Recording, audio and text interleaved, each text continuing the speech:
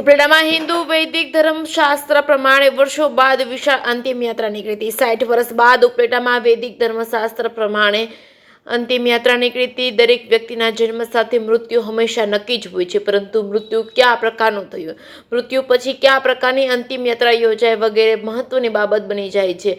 ત્યારે ઉપલેટા શહેરના જાણીતા કથાકાર શાસ્ત્રી રાજુભાઈ જોશીના પિતા પ્રખર વિદ્વાન પ્રાણલાલ વલ્લભજી જોશી ઉર્ફે પ્રાણબાપા હૃદયરોગના કારણે સ્વર્ગલોક પામ્યા। ત્યારે 60 વર્ષ બાદ ઉપલેટામાં હિન્દુ વૈદિક ધર્મશાસ્ત્ર પ્રમાણે તેમની અંતિમ યાત્રા નીકળી હતી। એક જ લાકડામાં જોડીની જેમ બાંધીને ચકલી ચોરો વિસ્તારમાં એમના ઘરેથી પગપાળા ચાલતા 2 કિલોમીટર સુધી વિશાળ સંખ્યામાં લોકો કાંધ આપતા અંતિમ યાત્રામાં જોડાયા હતા।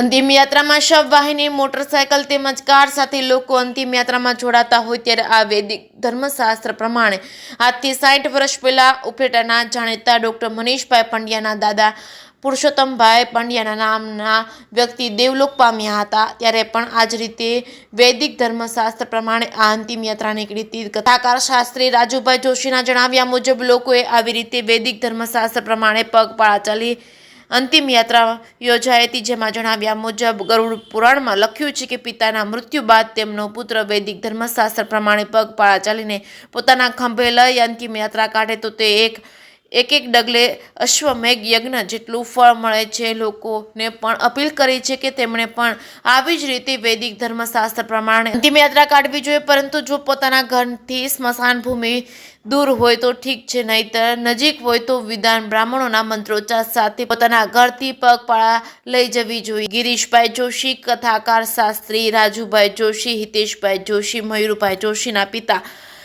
પ્રાણબાપાની અંતિમ યાત્રામાં સમસ્ત આહિર સમાજ તથા બ્રહ્મ સમાજની સાથે 18 વર્ણના લોકો મોટી સંખ્યામાં જોડાયા હતા।